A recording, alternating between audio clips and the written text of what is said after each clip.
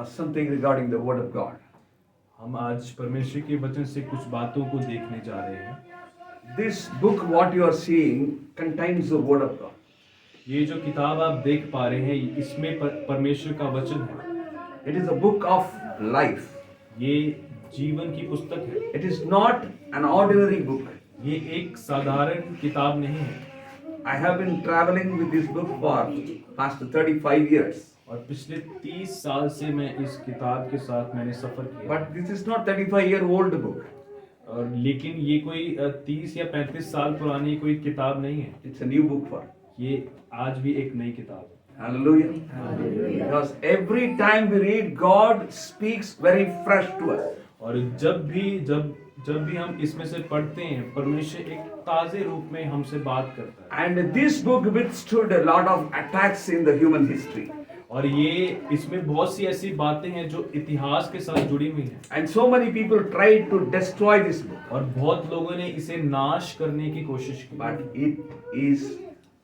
it remains same. लेकिन ये हमेशा तक बनी हुई है। Because it is an indestructible book. क्योंकि इसे कोई भी नाश नहीं कर सकता। ये एक Because ऐसी it किताब है। contains the indestructible word of God. और ये एक इस प्रकार के वचन में इसमें है जो कभी नाश नहीं So होगा। many times we do not know the power and the value of God's word. और बहुत बार हम परमेश्वर की सामर्थ और उसके वचन की कीमत को हम जान नहीं पाते। It is very precious.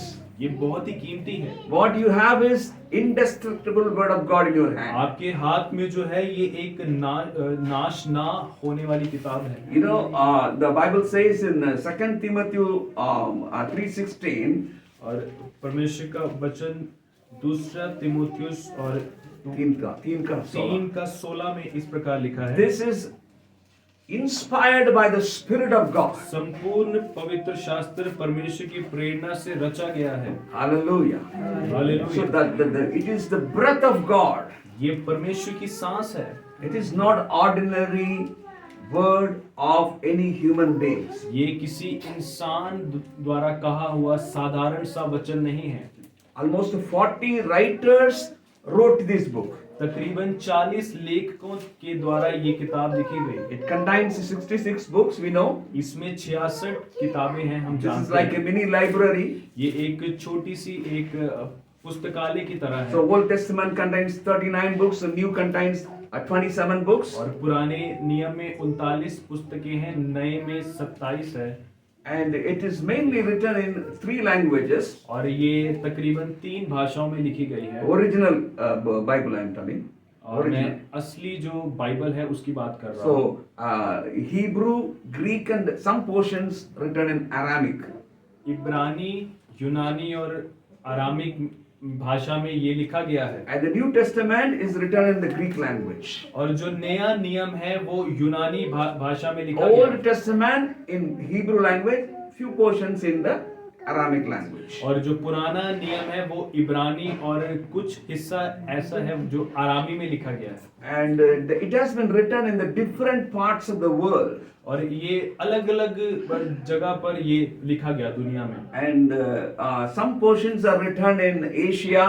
और कुछ हिस्सा जो है वो एशिया में लिखा गया। Some portions from African country or continent. और कुछ अफ्रीका में लिखा गया। Some from Europe.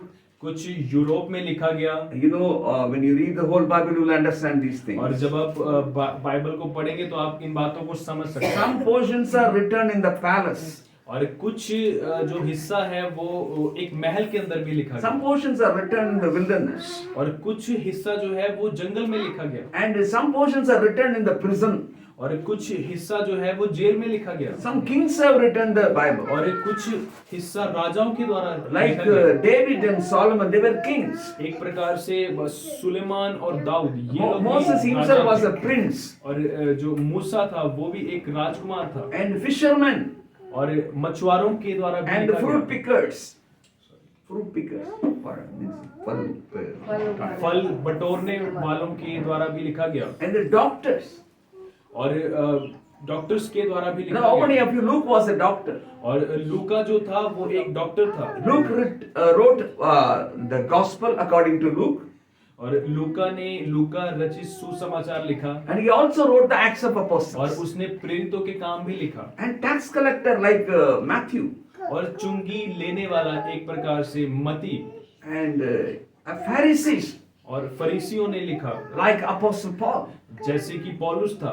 So people from the various walk of life, और अलग अलग प्रकार के लोगों ने लिखा, from ordinary people to higher और officials. साधारण लोगों से लेकर बड़े बड़े लोगों तक। So God used different group of means type of people to write this book. परमेश्वर ने अलग अलग लोगों को इस्तेमाल किया इसे लिखने के लिए। And some books are historical, और कुछ जो किताबें हैं वो ऐतिहासिक हैं। and like First Samuel, Second Samuel, First Kings, Second Kings, और Ezra, Nehemiah, Esther. We find a lot of historical events. पहला शमूएल, दूसरा शमूएल, एज्रा, पहला इतिहास, दूसरा इतिहास, इस प्रकार से बहुत सी पुस्तकें जो है वो ऐतिहासिक हैं। And poetical writings are here, और कुछ कविताएं भी हैं इसमें, and the prophetical writings are और here, कुछ भविष्यवाणी की पुस्तकें भी हैं, and the biographical writings are और here. कुछ जीवन शैली के बारे में भी बताते हैं। Altogether, God took 1,500 years to write this book. और तकरीबन 1500 साल परमेश्वर ने लिए इस किताब को पूरा लिखने के लिए।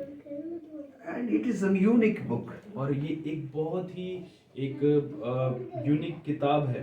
You know, God preserved this word in 3 major languages. परमेश्वर ने इस दुनिया को इस समेट के रखा केवल 3 भाषाओं में। If you see, after the time of Malachi, अगर आप देखेंगे मलाकी के समय के बाद, from the first author was Moses, और पहला जो लेखक था वो मूसा था। first